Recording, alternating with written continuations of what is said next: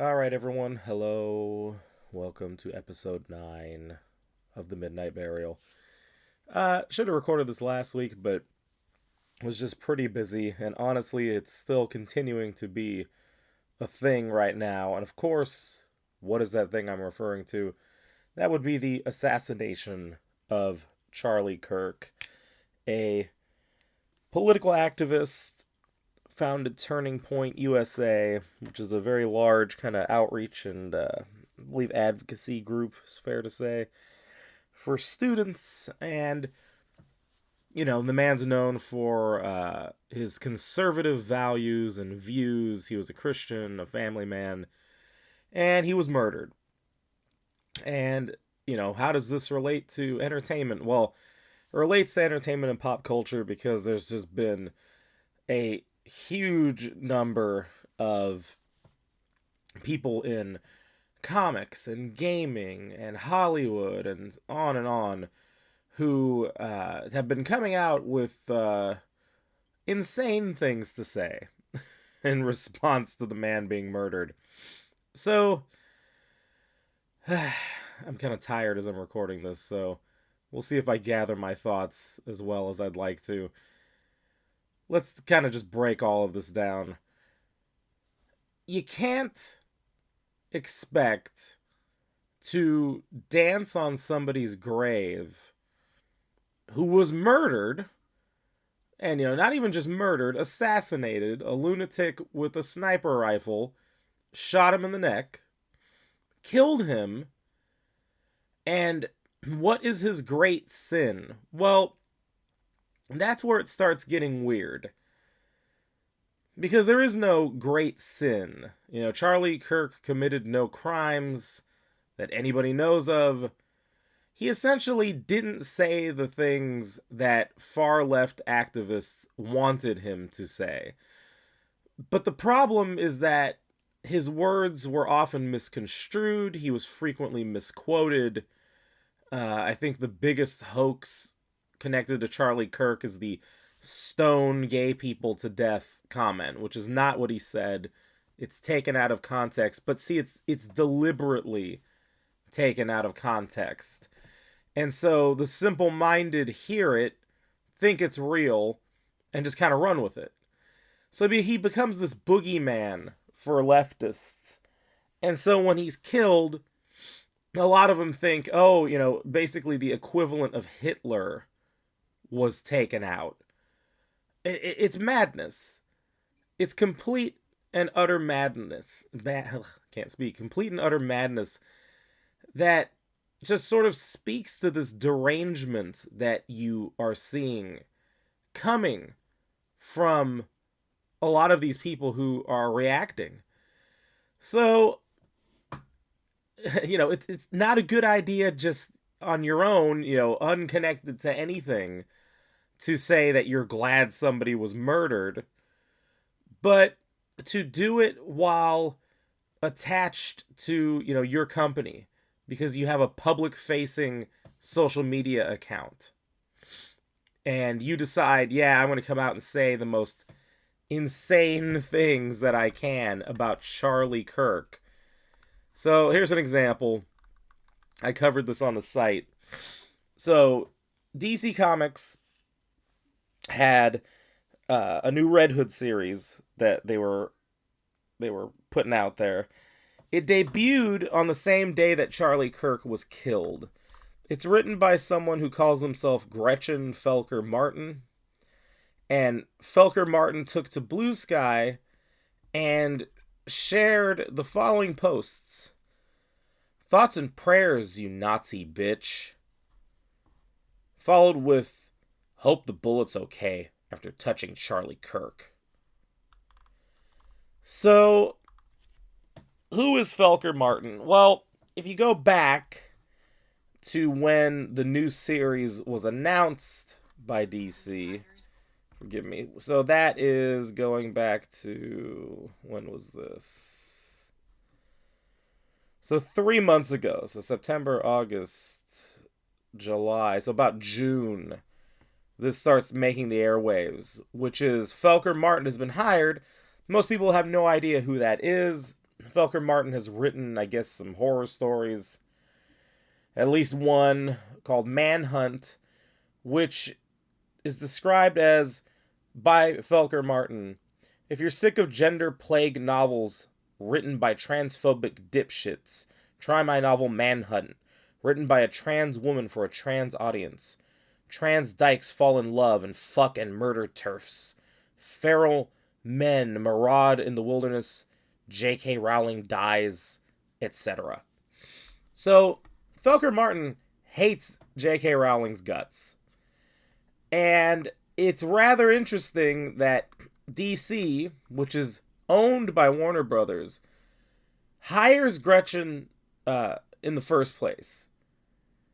Because these posts very quickly started surfacing wanting J.K. Rowling dead.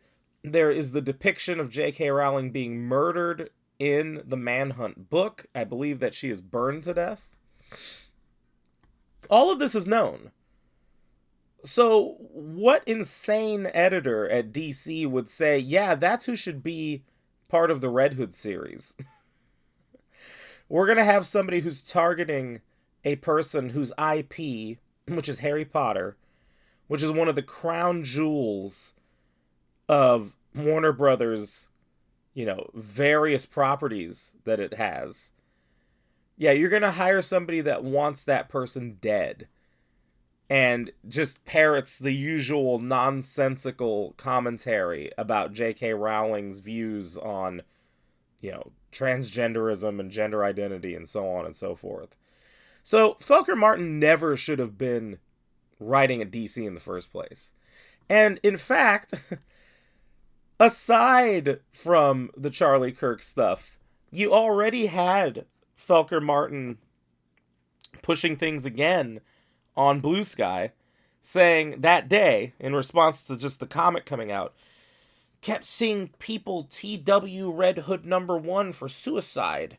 And for the life of me, I could not figure out why until I remembered it opens with a bunch of cops shooting themselves. I just don't really consider them people.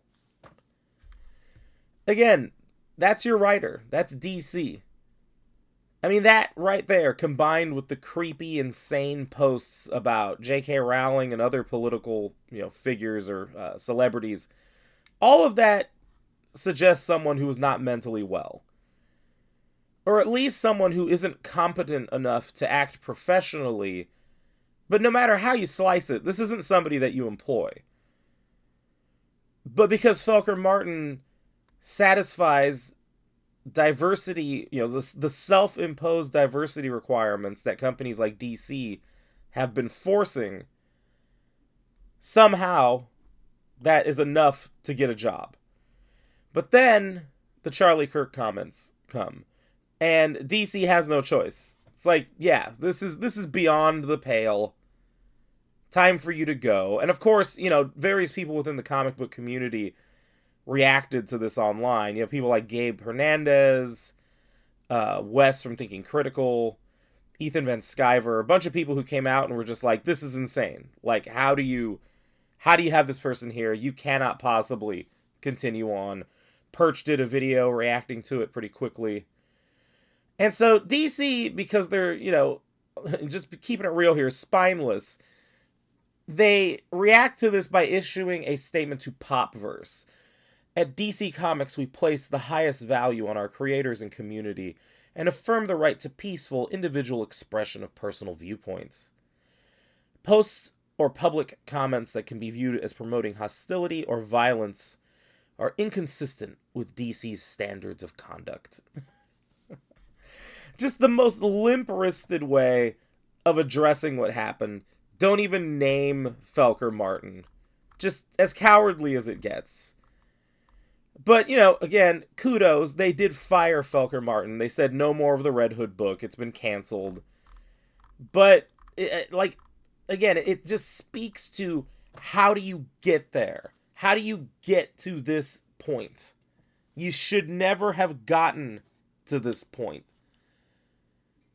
But because of the endless identity politics, because of the endless just this has been going on for so long.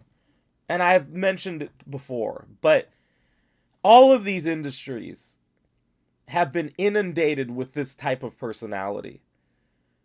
As I've said before, it comes from the top down.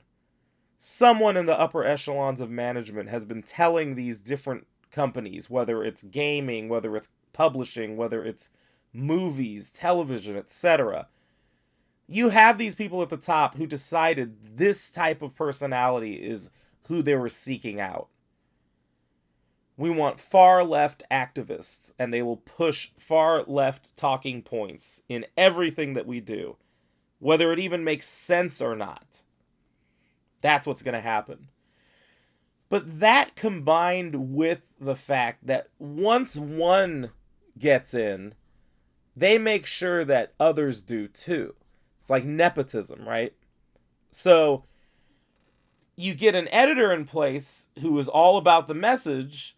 They, of course, will make sure somebody like Felker Martin gets in, regardless of whether or not they're actually qualified, regardless of if they are a personality that works at the company. And believe me, there's been some loonies in the industry for sure. You know, you have people like Mark Wade, whose antics have been widely recorded, his alleged bizarre behavior, you know, like on the ground, like bawling or something, or like just screeching like a child, just this strange behavior. But this is different, you know, this is somebody who is asking for murder, celebrates the death of people that the overwhelming majority of Americans don't want to die, like police officers. They actually look at them as people. But when you allow activism to just take over everything, this is the end result. Is that DC Comics can't even just forcefully say, this is outrageous, we do not condone it, this person has been fired, and name the person. You know, Felker, we have parted ways with Felker Martin. No, that doesn't happen. Because you have to be as safe as you can to not upset the mob. The radical leftist mob. And, you know, it's not limited to DC. You also saw this, you know, a lot of it on Blue Sky, which is hilarious to me.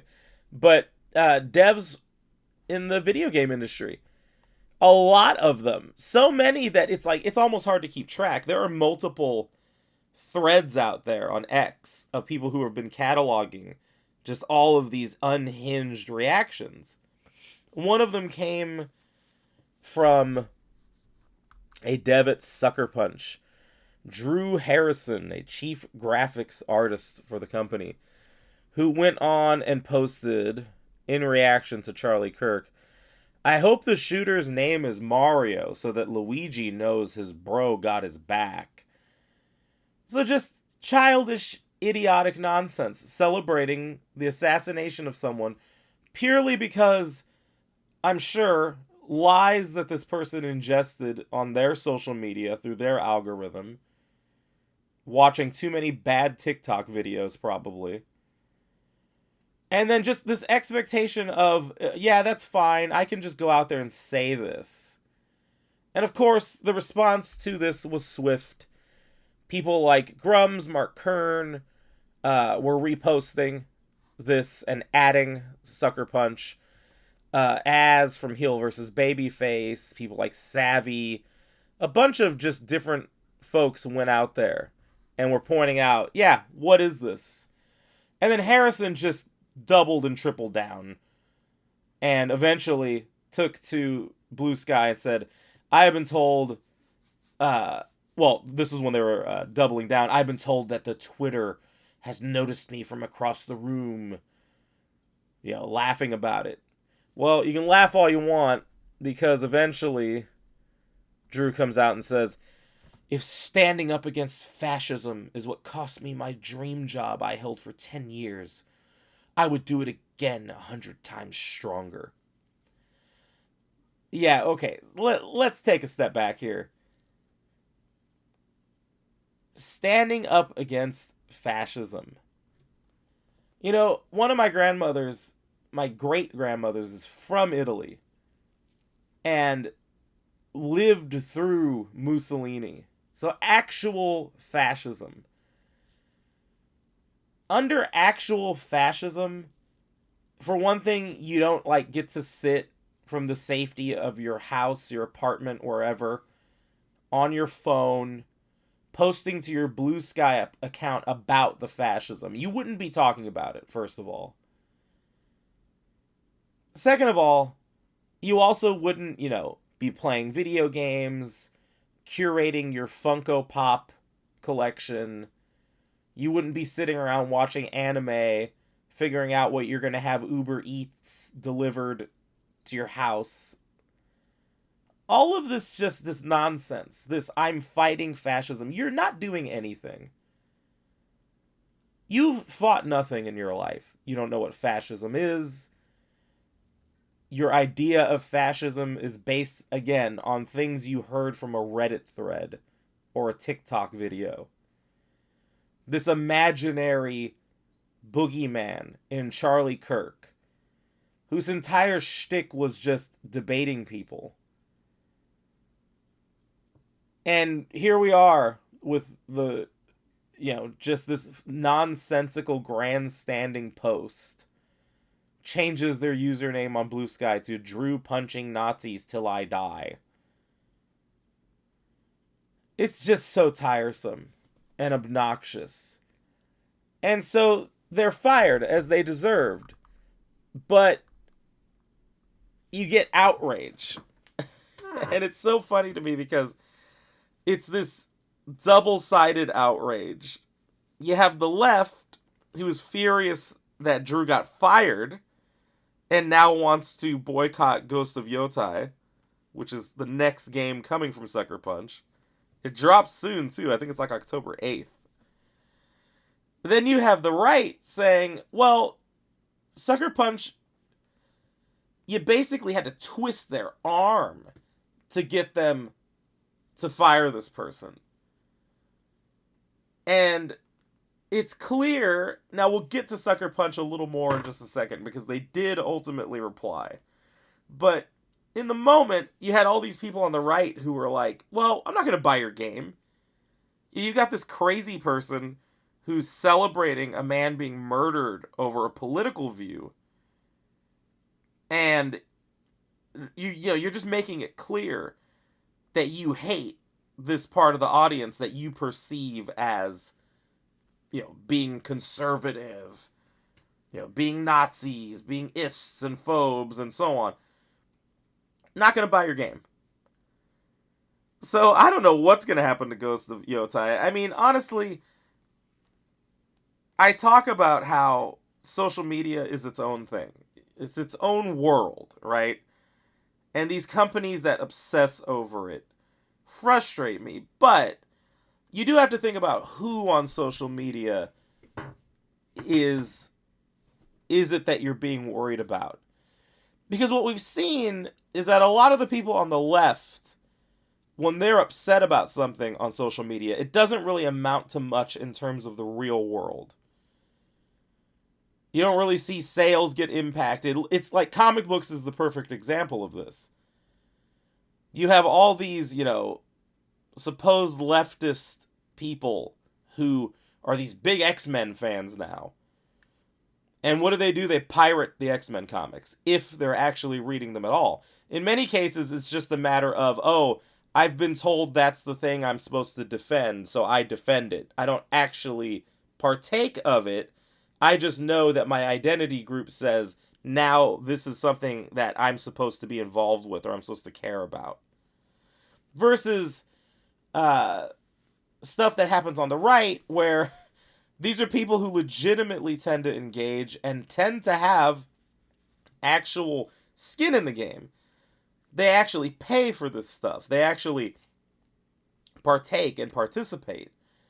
And yeah, they'll go on and complain just like the leftist activist, but the difference is that the leftist activist isn't usually going to make a huge impact on your bottom line as a company. So,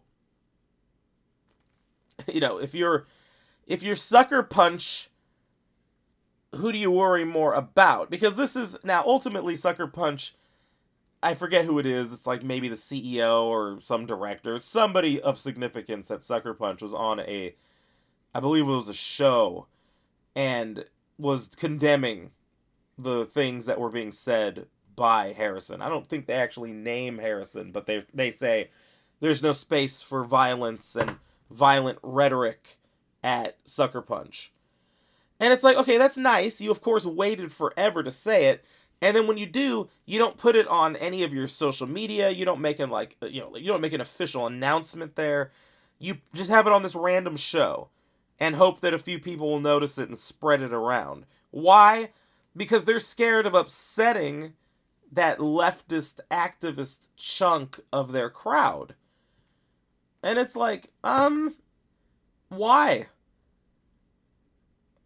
It's pretty plain here. You can't promote violence. You can't promote violent rhetoric and be hateful and just say stupid, crazy shit. But that's who they're worried about, is, oh, well, we don't want to upset them by saying you can't praise somebody's murder. I'm sorry. I am very much of the opinion that crowd is not going to impact your bottom line very much. They tend to not have money. They tend to talk a lot on social media, but are not actual participants in the real world. Versus the other people who, as I said, are engaged, do spend money. Now, maybe that's my bias creeping in. I don't know. But it just seems to bear out. But we will see. We will see what happens when Ghost of Yotai finally hits stores. Is it going to be, is it going to be boycotted?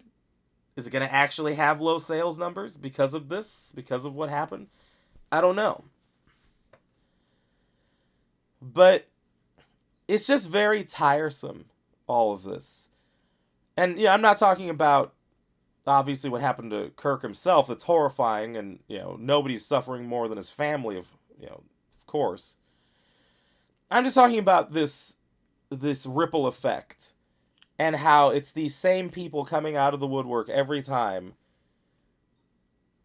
and you just get so sick of hearing the insanity that comes out of their mouths. Now, the big talking point has become Jimmy Kimmel. And Jimmy Kimmel's late night show is currently on hiatus. He's suspended because he decided to come out on his show and declare that the assassin of Charlie Kirk was actually MAGA, and that MAGA was doing everything they could to, as a big conspiracy, hide this and try to turn this into a political win. So, if this isn't obvious, hopefully I can help. He's full of shit. The killer is not MAGA. The killer has, I believe, a trans girlfriend, espouses leftist views, and in the text messages between himself and the trans girlfriend, it's all just made plain. This person is not MAGA. Jimmy Kimmel knew this and came out and said what he did anyway. So all these people crying about freedom of speech, oh, now the left, or now the right is doing cancel culture. I thought cancel culture was bad. Let's take a step back here. Cancel culture in the hands of the left was a different beast. Because cancel culture to the left was simply, you're not saying what we want you to say. You have conservative views, and it doesn't matter if what you're saying is true or not. We just don't want you to say it. So we will cancel you, and that will be that. Gina Carano is a perfect example of this. She didn't bend the knee to radical gender ideology, and she did it in the most soft way you can imagine. She wasn't even vehement about it, but she nonetheless was not playing ball. And so they canceled her. Now compare that to Jimmy Kimmel. Jimmy Kimmel blatantly lied, intentionally lied to stir up this divide, to stir up further animosity. Animosity that has resulted in political violence coming from his side of the aisle. So a man dies and he's murdered, and you think it's a good idea to just keep pouring it on, keep pouring it on. What a fucking moron. So yeah, he gets canceled. It is not the same thing. And if you think it is, again, I don't know about again, but if I have not made it clear, you're an idiot. I mean, I'm sorry. It's just, that's that simple. Even if Jimmy Kimmel's ratings are dick, what difference does it make? He gets reposted. He's part of the conversation in this country. And you have him going out there on public airwaves to just spread bullshit. So, all these people that are losing their minds, idiots like Mark Ruffalo and all these other celebrities acting like, oh my God, it's fascism. First of all, the government didn't have anything to do with the show being taken off the air. It was the owner of the ABC affiliates that decided we're not going to put this on anymore. 2 fairly large affiliate companies. I think it was 2. I'm not sure if it was more than that. But they basically were like, hey, this dude, this shit that he's saying, we're not putting this on our airwaves. Our viewers are not going to tolerate it. Our advertisers aren't going to be cool with this. No more Jimmy Kimmel. And so Disney felt extreme pressure. And it was like, oh shit, we can't have that many of our affiliate stations all of a sudden just stop carrying the show. We gotta act. And they did. And, it's sad because they really only did because they were forced to. But it doesn't change the fact that it happened. And he deserves every minute of not being on the air.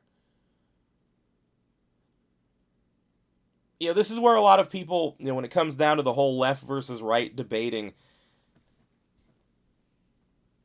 doing what Jimmy Kimmel does is exactly what the right accuses the left of, which is you are incapable of winning in a debate of just pure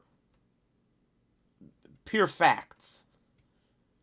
No opinion, no raw emotion, just factually can you debate with me? And what we often see is, sadly, a lot of people on the left aren't interested in a debate. In a debate, they don't want to debate. And part of that is because there's this notion of, I just know you're wrong. You're just on the wrong side of history, period. End of discussion. And that's not how it works. You're wrong. You have to actually be able to back up what you're saying. And so if Jimmy Kimmel really believes, because I think Jimmy Kimmel is a true believer. I don't think that he's just spewing stuff because somebody's throwing money into his bank account. I think Jimmy Kimmel absolutely does believe the things that he says on his show.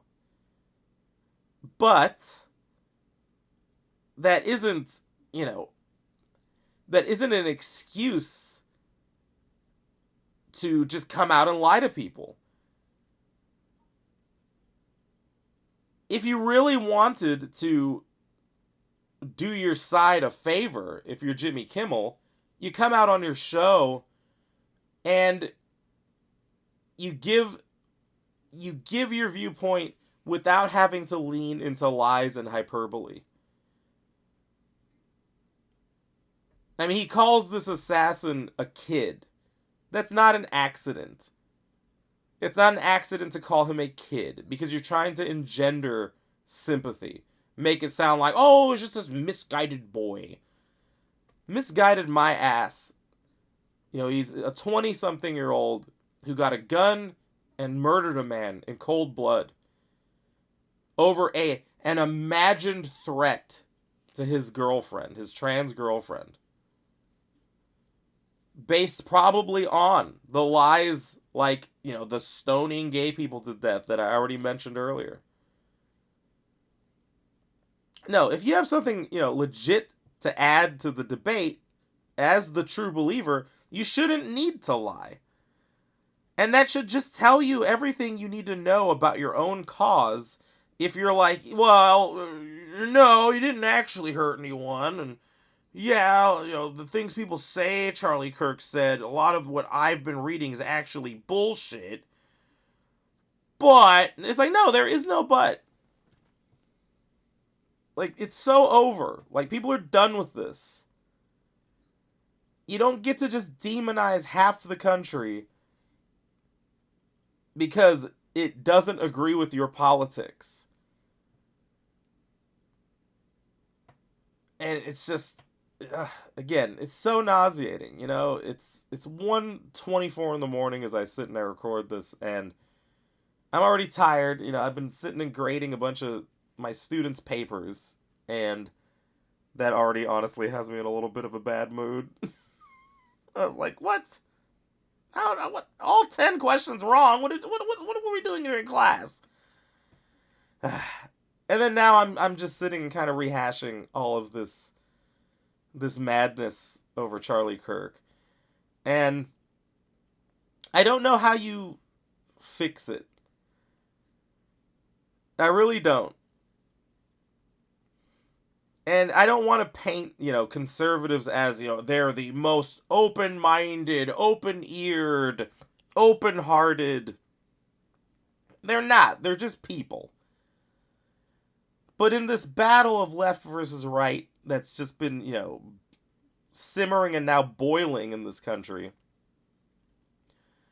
I'm sorry, but I cannot help but look at stuff I see coming from the left, and it is just so unreasonable, outlandish. How am I supposed to react? It's not the conservatives who are going out and saying, I'm glad Charlie Kirk got murdered. That's your side. And so many of you just can't condemn it. Can't just say, yeah, no, that's not okay. I mean, that's like if somebody, it's like somebody on the right was like, we have to kill Bill Maher. He has done so much damage. He is a threat. He is a threat to my wife because of things that he says on his HBO show. Like, you sound crazy because you are crazy.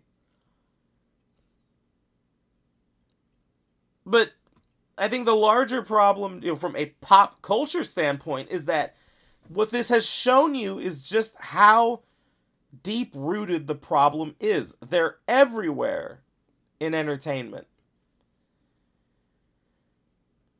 Now, do some figures not do themselves any favors? Sure. I think like Ethan Van Sciver has said some stuff where you're just like, I don't know what that guy's thinking sometimes. Like I see his, like this endless war he has going on with Eric July. And like, I've heard his side, that according to Ethan, Eric was like feeding him ultimatums. And then I'm sure there's been other stuff since, whatever. But I kind of look and I'm like, Ethan, man, I just want to read your Cyberfrog. Just like, put your comic out. You're an incredible artist. Just do your thing. Yeah, I don't always want all that drama. But just, beyond that, though, you look at the other creators, the ones who are sitting around dancing on Charlie Kirk's fresh corpse. It's like, I'm sorry, we can't have this in our entertainment sector. The activist has no place here. And whether it's these bizarre storylines in like TV shows that you're seeing because they push the message, just the different sort of identity politics games that go on. Look at, Concord. I've talked about Concord in the past, but like Concord is the end result of the activism in the workplace, the politicking, using all of this entertainment as a tool for delivering messages and not just, it being a game. And Concord comes out, and it's like the second you saw the character designs, you were like, what is this shit? Like, could these characters be any less appealing looking?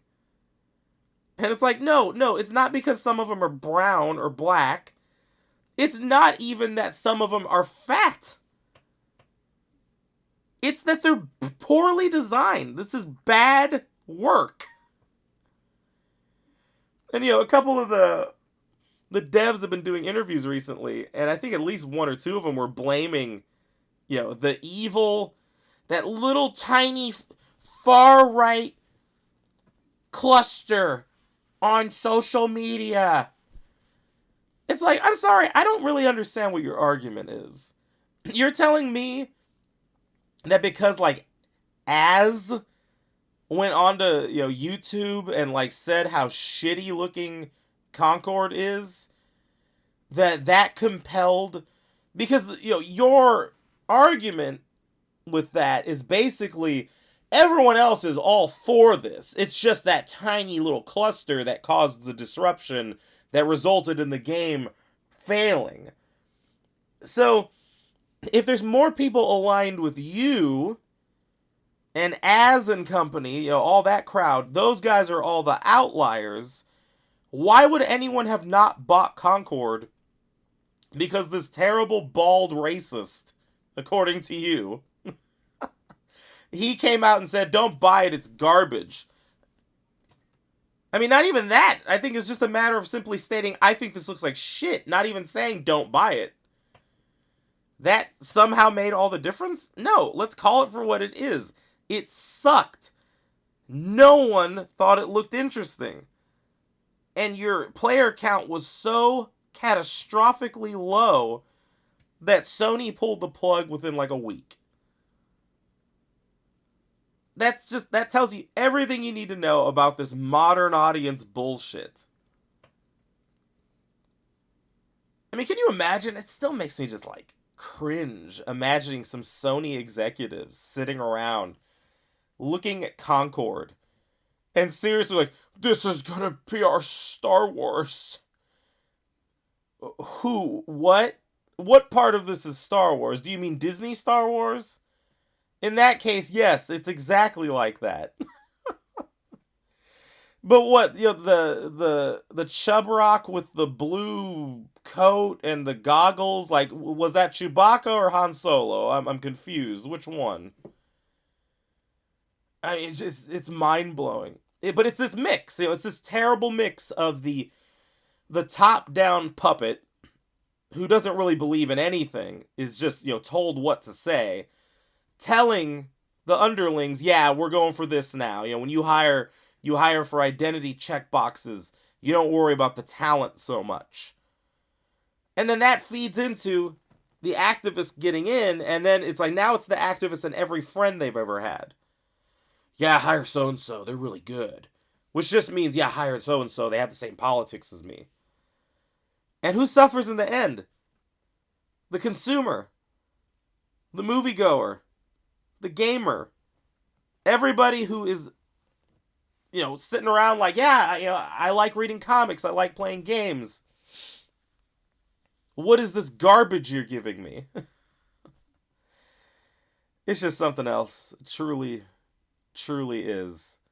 And, I mean, with comics, well, if you look at the Felker Martin situation, I look at comics and just kind of think to myself, well, as I've said before, you've got a gut editorial.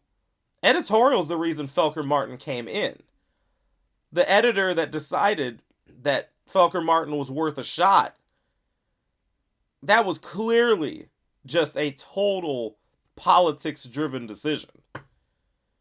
That was, I'm going to hire you because you think the same way as me.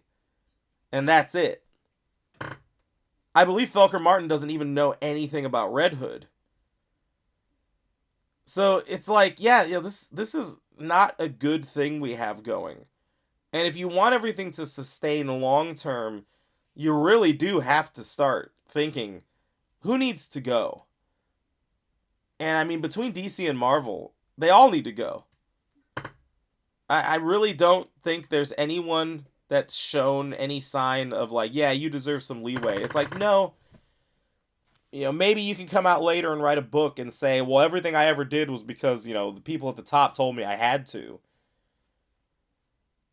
But I don't totally get that sense. I'm sure that's part of it, but it's also just you're making individual choices. These people tell you who they are. They tell you who they are through the things they do and say, and even sometimes the stuff that they won't say. But, something's got to give. And this whole thing with Charlie Kirk, I don't know. It's nice that it's gotten some people united. You have some people going and there's vigils and celebrations, of his life. But it's just kind of highlighting this deeper problem. And as I've told you in the past, and I'll just continue to say it until I'm dead, you're going to have to vote with your dollars when it comes to this media stuff.